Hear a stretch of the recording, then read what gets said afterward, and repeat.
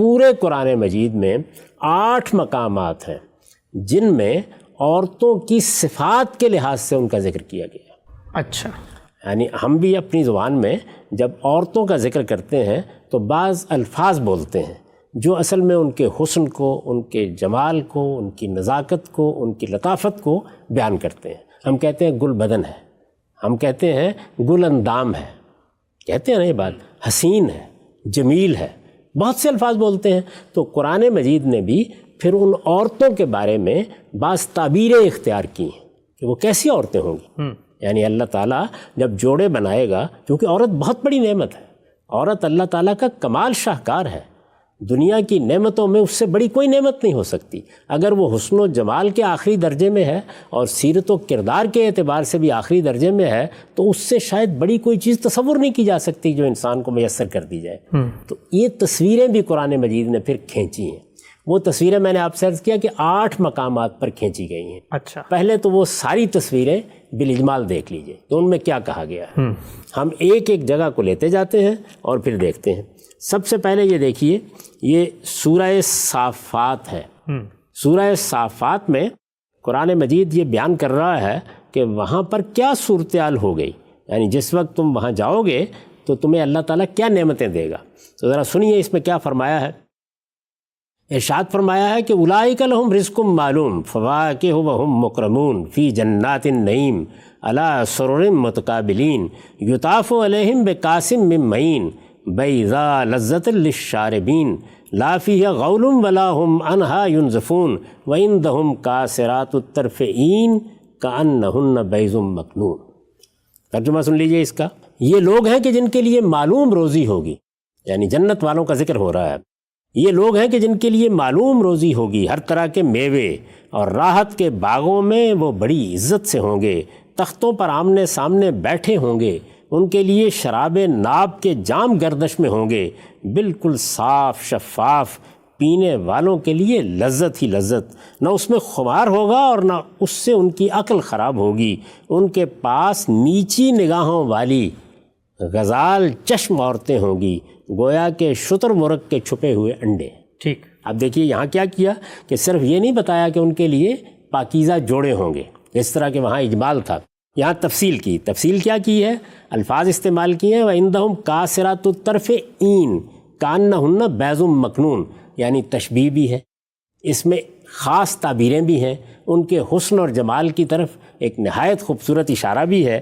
تو فرمایا کہ ان کے پاس نیچی نگاہوں والی غزال چشم عورتیں ہوں گی۔ غزال چشم کے لیے عربی زبان کا لفظ عین استعمال ہوا ہے، اسی طریقے سے نیچی نگاہوں والی کے لیے قاصرات الطرف استعمال ہوا ہے۔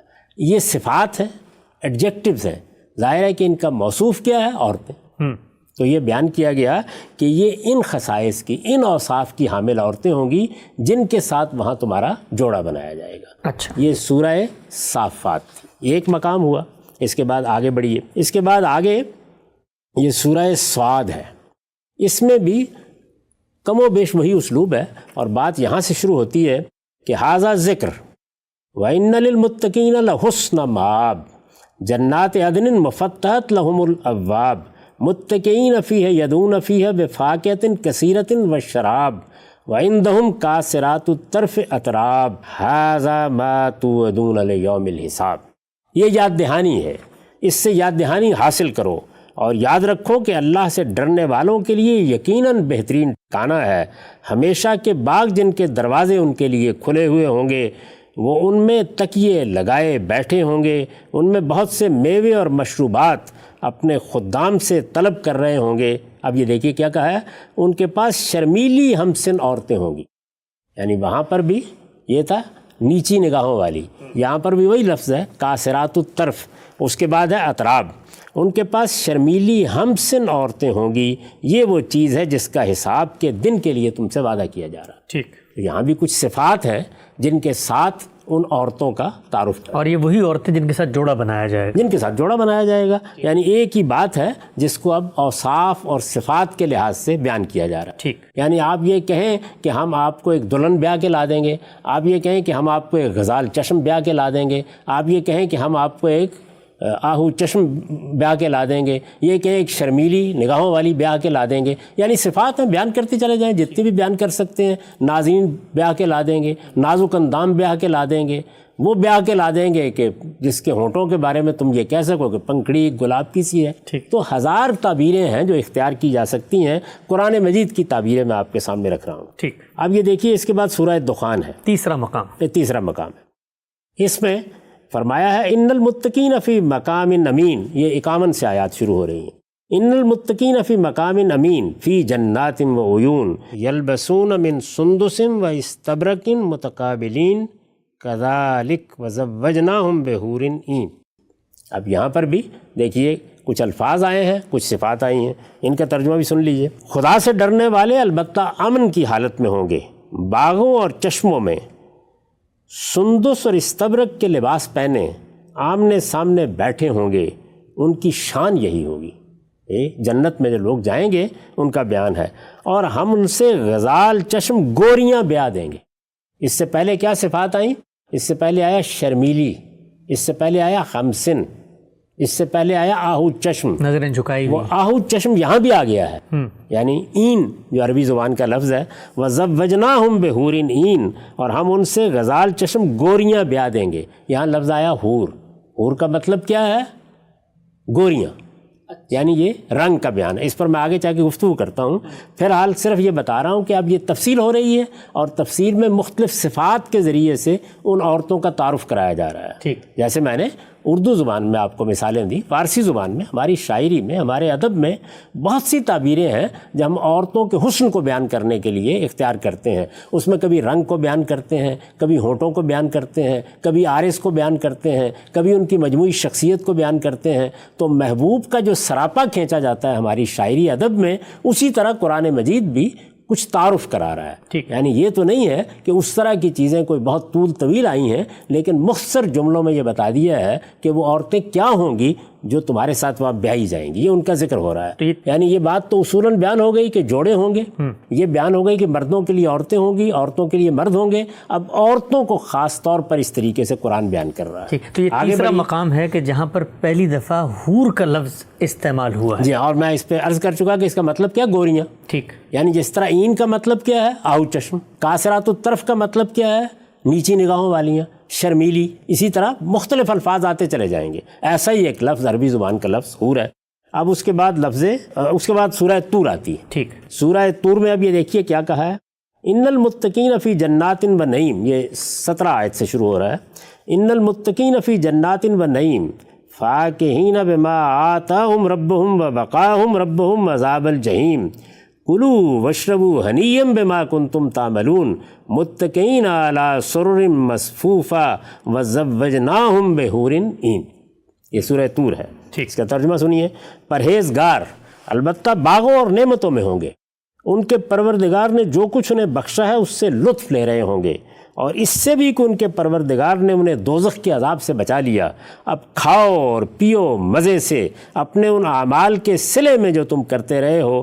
وہ برابر بچھے ہوئے تختوں پر تکیے لگائے بیٹھے ہوں گے، اور آہو چشم گوریاں ہم نے ان سے بیاہ دی ہوں گی. ٹھیک. تو یہاں پر بھی وہی صفات آ گئیں. یعنی ایک لفظ آیا حور، دوسرا آیا این. این کا مطلب کیا ہے؟ آہو چشم، غزال چشم. اور حور کا مطلب کیا ہے؟ گوریاں. آہو چشم کا کیا مطلب؟ وزوجناہم بحور عین، یعنی جس کی آنکھیں گویا ہرن کی طرح ہیں. اچھا. یہ وہ تشبیہ ہے جو ہماری اردو میں بھی ہے، ہماری فارسی میں بھی ہے، اور عام طور پر آنکھ کو اس سے تشبیہ دی جاتی ہے. آنکھ کی خوبصورتی کو اس طرح بیان کیا جاتا ہے. تو زوجناہم بحور عین. تو یہاں کیا کہا؟ اور آہو چشم گوریاں ہم نے ان سے بیاہ دی ہوں گی. یہ سورہ طور تھی. طور کے بعد ہم رحمان میں آتے ہیں. رحمان میں 2 جگہ پر بیان کیا گیا ہے، اور اس کی ابتدا کہاں سے ہوتی ہے؟ اس کی ابتدا ہوتی ہے آیت 46 سے. یعنی پہلے اللہ تعالیٰ نے تمہید کے کچھ مباحث ہیں ان کو بیان کیا ہے، پھر یہ بتایا ہے کہ وہ لوگ جو پروردگار سے ڈرنے والے ہیں ان کے لیے کیا صلہ ہے. تو وہاں سے یہ بیان شروع ہوتا ہے.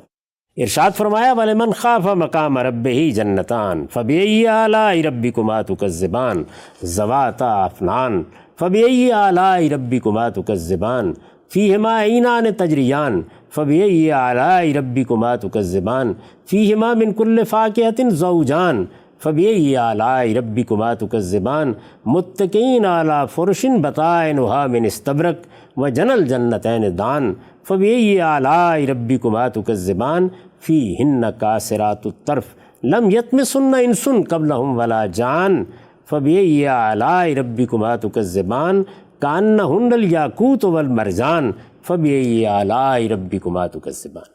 یہ پہلا حصہ ہے اس سورہ میں جہاں یہ بیان کیا گیا ہے کہ وہاں کیا ملے گا۔ تو ارشاد فرمایا ہے، اور جو اپنے پروردگار کے حضور میں پیشی سے ڈرتے رہے ان کے لیے 2 باغ ہیں۔ پھر اے جن و انس تم اپنے رب کی کن کن شانوں کو جھٹلاؤ گے، بہت سی شاخوں والے۔ پھر تم اپنے رب کی کن کن شانوں کو جھٹلاؤ گے، دونوں میں 2 چشمے بہتے ہوئے۔ پھر تم اپنے رب کی کن کن شانوں کو جھٹلاؤ گے، ان میں ہر میوے کی الگ الگ قسمیں۔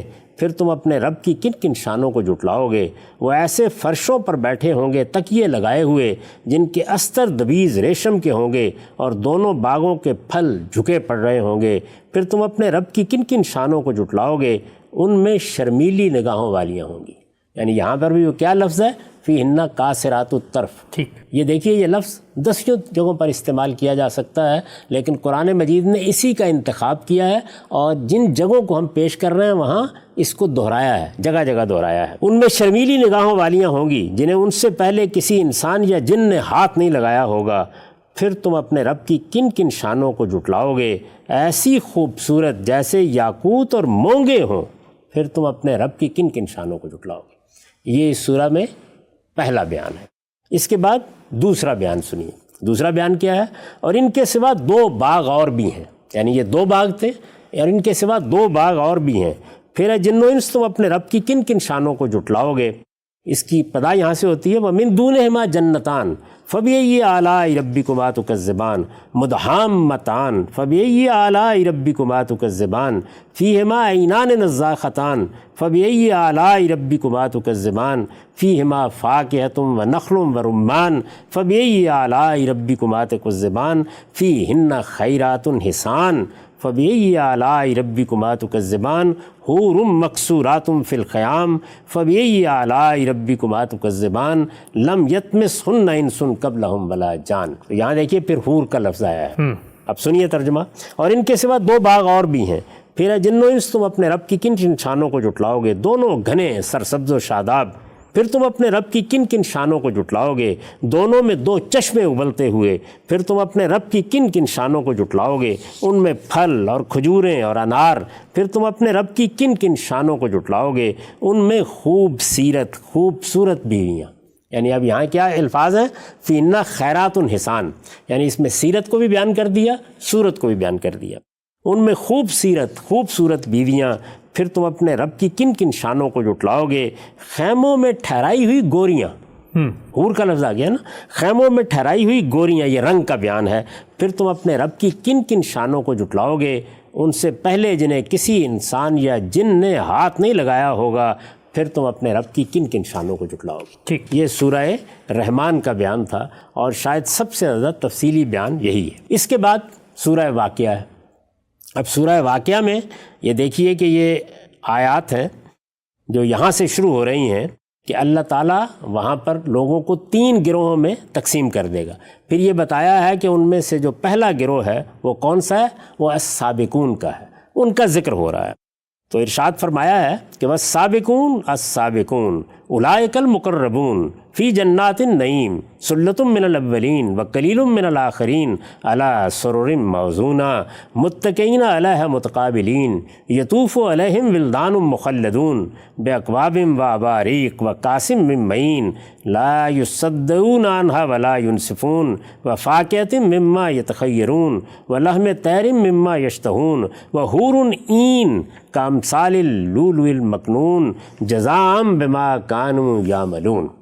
ترجمہ سنیے، ارشاد فرمایا ہے کہ اور آگے والے تو آگے والے پھر آگے والے ہی ہیں، وہی مقرب ہوں گے، راحت کے باغوں میں رہیں گے، اگلوں میں بہت اور پچھلوں میں کم، مرصع تختوں پر تکیے لگائے آمنے سامنے بیٹھے ہوں گے، ان کی خدمت میں لڑکے جو ہمیشہ لڑکے ہی رہیں گے، پیالے، سراہیاں اور شراب خالص کے جام لیے ہوئے دوڑتے پھرتے ہوں گے، جن سے نہ ان کا سر چکرائے گا، نہ عقل میں کوئی فطور آئے گا، اور ان کے سامنے میوے پیش کریں گے جنہیں وہ پسند کریں، اور پرندوں کے گوشت جن کی وہ خواہش کریں، اور ان کے لیے آہو چشم گوریاں ہوں گی۔ پھر وہی لفظ استعمال کیا ہے، وحور عین، اور ان کے لیے آہو چشم گوریاں ہوں گی، چھپا کر رکھے ہوئے موتیوں کو طرح ان کے اعمال کا صلہ جو وہ کرتے رہے۔ یہ سورہ کا پہلا بیان ہے، اس سورہ واقعہ کا، اور میں نے آپ کی خدمت میں یہ عرض کر دیا کہ یہ بیان شروع ہوتا ہے آیت 10 سے۔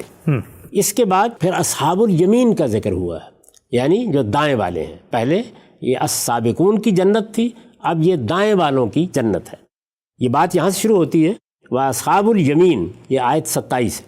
وَأَصْحَابُ الْيَمِينَ مَا أَصْحَابُ الْيَمِينَ فِي سِدْرٍ مَّخْضُودٍ وَطَلْحٍ مَّنضُودٍ وَظِلٍّ مَّمْدُودٍ وَمَاءٍ مَّسْكُوبٍ وَفَاكِهَةٍ كَثِيرَةٍ لَا مَقْطُوعَةٍ وَلَا مَمْنُوعَةٍ وَفُرُشٍ مَّرْفُوعَةٍ إِنَّا أَنشَأْنَاهُنَّ إِنشَاءً فَجَعَلْنَاهُنَّ أَبْكَارًا عُرُبًا أَتْرَابًا لِأَصْحَابِ الْيَمِينِ ثُلَّةٌ مِّنَ الْأَوَّلِينَ وَثُلَّةٌ مِّنَ الْآخِرِينَ۔ یہ دوسرا بیان ہے اس سورہ میں۔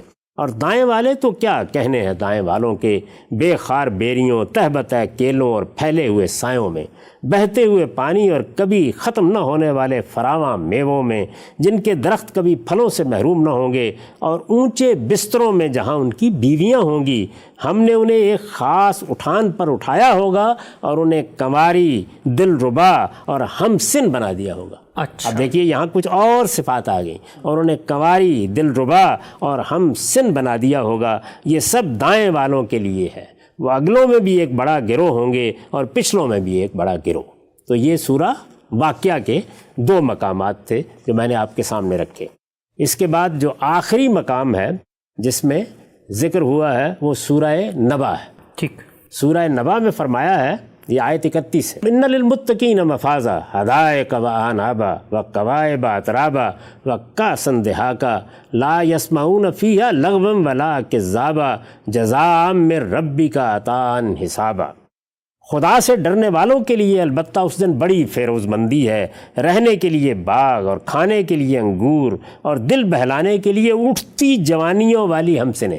یہ دیکھیے یہاں کچھ اور صفات آ گئی ہیں، اور دل بہلانے کے لیے اٹھتی جوانیوں والی ہمسنیں، اور ان کی صحبت میں پینے کے لیے چھلکتے جام۔ وہاں وہ کوئی بیہودہ بات اور کوئی بہتان نہ سنیں گے، یہ تیرے پروردگار کی طرف سے بدلہ ہوگا، اس کی عنایت بالکل ان کے عمل کے حساب سے۔ ٹھیک، تو یہ دیکھا آپ نے کہ یہاں پر کتنی صفات عورتوں کی آئی ہیں۔ مثال کے طور پر قوائب، مثال کے طور پر اطراب، مثال کے طور پر کاسرات الطرف، مثال کے طور پر عین، اسی طرح ایک لفظ آیا ہے حور۔ ان میں سے ہر ایک کے معنی آپ نے سن لیے۔ ٹھیک، تو میں یہ عرض کر رہا ہوں کہ یہ قرآن مجید کے 8 مقامات ہیں۔ انہی مقامات پر جنت کی عورتوں کا ذکر ہوا ہے۔ ہمارے ہاں تو عام طور پر ویسے لوگ پروپیگنڈا بھی کرتے ہیں کہ قرآن مجید میں جگہ جگہ یہ ذکر ہوا ہے۔ 8 مقامات ہیں پورے قرآن میں، اچھا، اور ان میں سے 4 مقامات ہیں جن میں ان عورتوں کے اوصاف بیان کرتے ہوئے، یعنی بہت سے اوصاف میں نے آپ کو بتایا نا، وہ عربی زبان کے بہت سے خوبصورت الفاظ میں بیان کیے گئے ہیں۔ 4 مقامات ہیں، کل 8 مقامات ہیں، ان میں سے 4 مقامات ہیں جن میں عورتوں کی صفات بیان کرتے ہوئے لفظ حور استعمال ہوا ہے۔ اچھا، اب یہ لفظ حور جس کے بارے میں نے عرض کیا، ہمارے ہاں یہ خیال پیدا ہو گیا لوگوں میں کہ یہ غالباً کسی مخلوق کا نام ہے، اور اس کی وجہ بھی یہ ہوئی کہ یہ لفظ چونکہ اپنے صوتی آہنگ کے لحاظ سے خوبصورت بھی تھا اور ایک بہت ہی مختصر لفظ بھی ہے، تو یہ رائج ہونا شروع ہو گیا فارسی زبان میں بھی، ہمارے ادب میں بھی۔ حوریان بہشت کی تعبیر ہو گئی، خود ہم نے اس کو اختیار کر لیا، اس کے معنی کی طرف لوگوں کی توجہ نہیں رہی۔ درا حالے کہ جس طریقے سے باقی الفاظ آئے ہیں یہ بھی اسی طرح کے ایک عربی زبان کا لفظ ہے، اچھا، اور ایک ایڈجیکٹو ہے، صفت کے طور پر آیا ہے۔ یعنی اگر عورت کو آہو چشم کہنا ہے تو اس کے لیے ظاہر ہے کہ این کا لفظ استعمال کیا گیا ہے، شرمیلی نگاہ والی کہنا ہے تو کاسرات الطرف کا لفظ استعمال کیا گیا ہے، ہمسن کہنا ہے تو اس کے لیے ایک لفظ استعمال کیا گیا ہے، اگر کنواری کہنا ہے تو اس کے لیے ایک لفظ استعمال کیا گیا ہے۔ بالکل اسی طرح یہ بھی ان لفظوں میں سے ایک لفظ ہے۔ ٹھیک، تو اگر یہ ان لفظوں میں سے ایک لفظ ہے تو میں یہ گزارش کروں گا کہ پھر اس کے بعد اس کو الگ سے الگ سے کوئی اسم علم کے طور پر لینا یہ عربیت کے بالکل خلاف ہوگا۔ اچھا، یعنی جیسے باقی صفات ہیں اسی طرح یہ بھی ایک صفت ہے، یعنی عورتوں کی صفات میں سے ایک صفت۔ اگر میں نے ایک جگہ گل بدن کا لفظ استعمال کیا ہے، دوسری جگہ گل اندام کا لفظ استعمال کیا ہے، تیسری جگہ نازنین کا لفظ استعمال کیا ہے، تو یہ جتنے الفاظ میں استعمال کر رہا ہوں یہ سب کے سب کیا ہیں؟ عورتوں کی خوبصورتی کو بیان کرنے کے لیے ان کی صفات۔ سیرت کو بیان کرنے کے لیے بھی آپ نے دیکھا کہ خیرات کا لفظ استعمال ہوا، یعنی ان کی سیرت بھی بہت غیر معمولی ہوگی۔ یہ جو لفظ حور ہے کیونکہ یہی مسئلہ بن گیا ہے، تو آپ یہ دیکھ لیجئے کہ اس لفظ کے بارے میں اہل علم کیا کہتے ہیں۔ یہ میں آپ کے سامنے مولانا سید ابو اللہ صاحب مودودی کا ایک نوٹ رکھ دیتا ہوں۔ انہوں نے یہ نوٹ سورہ دخان کی تفسیر میں لکھا ہے، ٹھیک، وہاں اوپر لفظ کیا آیا ہے آیت 54 میں، وَزَوَّجْنَاهُمْ بِحُورٍ عِین، یعنی ہم نے ان کو گوری گوری آہو چشم عورتوں سے بیاہ دیا ہوگا۔ وہ لکھتے ہیں اصل الفاظ ہیں حور عین، یہ دیکھیے اس کی وضاحت کر رہے ہیں، یہ بتا رہے ہیں کہ ان الفاظ کے معنی کیا ہیں۔ اصل الفاظ ہیں حور عین، حور جمع ہے حورا کی، یعنی عربی زبان میں جس طریقے سے مختلف صفات ایڈجیکٹیوز استعمال ہوتے ہیں اسی طرح حور جمع ہے حورا کی، اور حورا عربی زبان میں گوری عورت کو کہتے ہیں۔ اچھا، یعنی جس طرح سے آہو چشم عورت ہے، جس طریقے سے قاصرات الطرف عورت ہے، اسی طرح سے اگر کسی عورت کے رنگ کی خوبصورتی بیان کرنی ہو تو اس کو کیا کہیں گے؟ حورا، اور حورا عربی زبان میں گوری عورت کے کہتے ہیں۔ اس کے بعد دوسرا لفظ قرآن کیا استعمال کرتا ہے؟ عین، وہ کہتے ہیں، اور عین جمع ہے عینا کی، یعنی بالکل ایک ہی طرح کے الفاظ ہیں، اور یہ لفظ بڑی بڑی آنکھوں والی عورت کے لیے بولا جاتا ہے۔ تو اب یہ معلوم ہو گیا کہ یہ دونوں الفاظ کوئی اسم علم نہیں ہے، ان میں سے حور بھی تنہا کوئی اسم علم نہیں، یعنی یوں نہیں ہے کہ جیسے جن ایک مخلوق ہے اس کا نام جن ہے، ملائکہ ایک مخلوق ہے اس کا نام ملائکہ یا ملک ہے، بلکہ عورتیں ہیں جن کی صفات بیان کرنے کے لیے، جن کی خوبصورتی بیان کرنے کے لیے، جن کی سیرت کو بیان کرنے کے لیے کہیں خیرات کا لفظ آیا ہے، کہیں عین کا لفظ آیا ہے، کہیں قاصرات الطرف کا لفظ آیا ہے، کہیں حور کا لفظ آیا ہے۔ ٹھیک، تو 4 مقامات پر یہ لفظ آیا ہے۔ اب آپ یہ فرمائیں گے کہ ہمارے ہاں تو ترجمہ کرنے والے بھی عام طور پر حوری کا لفظ لکھ دیتے ہیں، جی ہاں، تو یہ روایت بھی بہت بعد میں قائم ہوئی ہے۔ اچھا، یعنی جب ایک لفظ اردو زبان میں آ گیا، لوگوں نے اس کو بولنا شروع کر دیا، شاعروں نے اس پر شعر کہنے شروع کر دے جس میں لاکھوں برس کی حوریں ہوں، ایسی جنت کو کیا کرے کوئی، تو یہاں اگرچہ الفاظ تو قرآن میں اور بھی استعمال ہوئے تھے لیکن یہ لفظ ہماری زبان کا حصہ بن گیا۔ جنت کی عورت کے لیے حور کا لفظ ہم نے اختیار کر لیا، حور یعنی بہشت کی تعبیر اختیار کر لی، یہ فارسی میں بھی آ گئی، یہ ہماری زبان میں بھی آ گئی۔ جب یہ ہماری زبان میں آ گئی تو اب ہمارا ترجمہ کرنے والے لوگ اپنی بات لوگوں تک پہنچانے کے لیے جب ایک لفظ ہماری زبان میں ایک خاص پس منظر سے آ گیا تو اسی کو استعمال کر دیتے ہیں۔ لیکن آپ کو میں تھوڑا پیچھے لے جاؤں گا۔ قرآن مجید کے اولین مترجمین میں سب سے بڑی شخصیت شاہ عبد القادر کی، امام الہند شاہ ولی اللہ کے صاحبزادے، ان کا ترجمہ قرآن کلاسیک کی حیثیت رکھتا ہے۔ وہ ترجمہ قرآن موزی القرآن کے نام سے شائع شدہ موجود ہے۔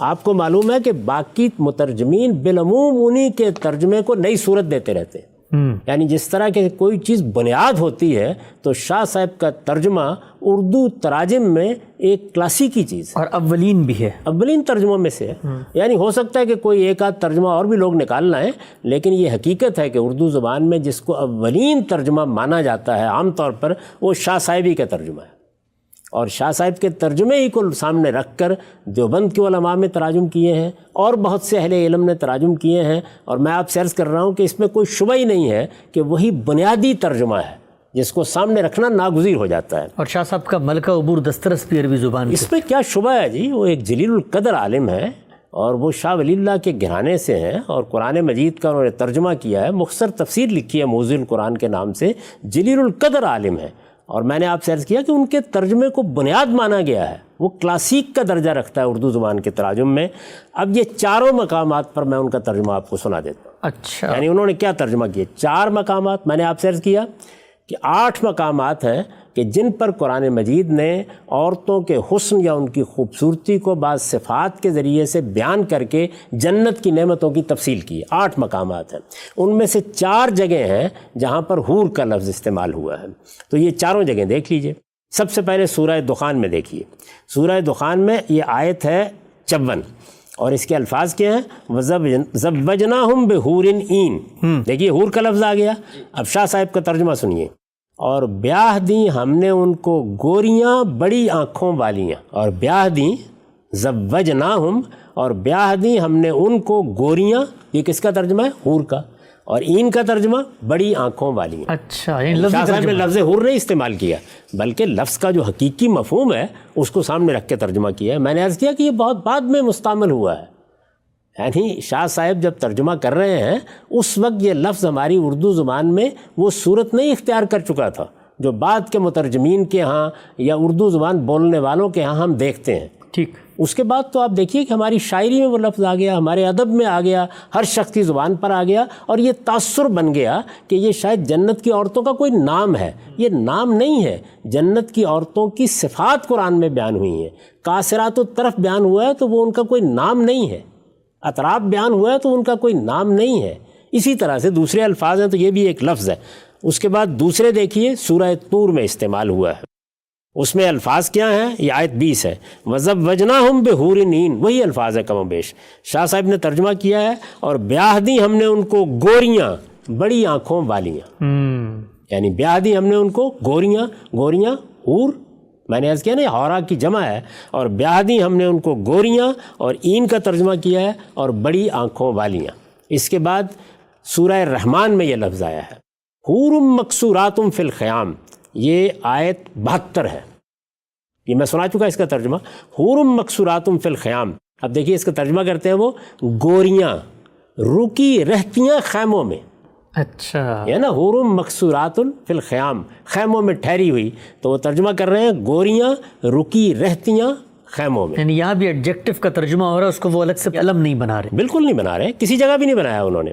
اس کے بعد آخری جگہ کون سی ہے؟ 4 مقامات پر آیا نا یہ لفظ قرآن مجید میں، واقعہ ہے، واقعہ کی آیت 22 ہے، اس میں الفاظ ہیں وَحُورٌ عِین، اور شاہ صاحب نے ترجمہ کیا ہے اور گوریاں بڑی آنکھوں والی۔ اچھا، تو یہ شاہ صاحب کا ترجمہ ہے، یعنی یہ خیال نہ ہو کہ میں نے کوئی الگ ترجمہ کر دیا ہے، جس میں ہر جگہ انہوں نے یہ بات واضح کر دی ہے اور ہر لحاظ سے واضح کر دی ہے کہ یہ در حقیقت ایک ایڈجیکٹو ہے، ایک اس میں صفت ہے، اسی طرح کا ایڈجیکٹو اور اس میں صفت جیسے ہم اپنے ادب میں، اپنی شاعری میں عورتوں کی تصویر بیان کرتے ہوئے یا ان کی خوبصورتی کو بیان کرتے ہوئے بہت سے اوصاف صفات استعمال کرتے ہیں۔ آپ اپنے شاعروں کو پڑھ کے دیکھ لیں کیا کیا تعبیریں ہیں جو انہوں نے اختیار کی ہیں۔ یہ آہو چشم کی تعبیر بھی خود ہماری شاعری میں موجود ہے، آنکھوں کی تعریف میں، لبوں کی تعریف میں، عارض کی تعریف میں، بہت سی ایسی چیزیں ہیں یا تعبیریں ہیں جو ہماری شاعری اور ہمارے ادب میں بھی آپ کو مل جائیں گی۔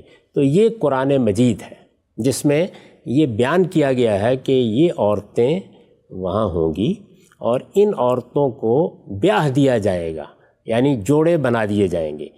پہلے یہ بیان کیا قرآن مجید نے کہ وہاں پر اسی طریقے سے عورتوں اور مردوں کے جوڑے ہوں گے، پھر یہ بیان کیا کہ اس دنیا کے اندر جو سیرت جو کردار بھی ہو، یہاں پر تو یہ ہو سکتا ہے کہ فرعون کے گھر میں آسیہ ہو اور لوط کے اور نوح کے گھر میں وہ عورتیں ہوں جن کو قرآن مجید یہ کہتا ہے کہ انہوں نے اپنے شوہروں کے ساتھ خیانت کی، لیکن قیامت میں یہ ترتیب نہیں ہوگی، وہاں پر جوڑے نیکوکاروں کے نیکوکاروں کے ساتھ بنائے جائیں گے، بدوں کے بدوں کے ساتھ بنائے جائیں گے۔ وہ اصولی بات سورہ نور میں بیان کر دی۔ اس کے بعد جب تفصیل کرنا شروع کی تو تفصیل میں حسن کو، جمال کو، سیرت کو، کردار کو، سب چیزوں کو مختلف جگہوں پر نمایاں کیا، یہاں تک کہ عمر کیا ہوگی، ہم سن ہوں گی، یہاں تک کہ کنواری ہوں گی، یہ ساری باتیں بیان کی قرآن مجید نے۔ اور بیان کرنے کے بعد اس میں یہ لفظ حور بھی استعمال کیا جو رنگ کو بیان کرتا ہے، رنگ کی خوبصورتی کو بیان کرتا ہے، اور وہ لفظ کیا تھا؟ حور، اور اس کا ترجمہ کیا ہے؟ گوریاں۔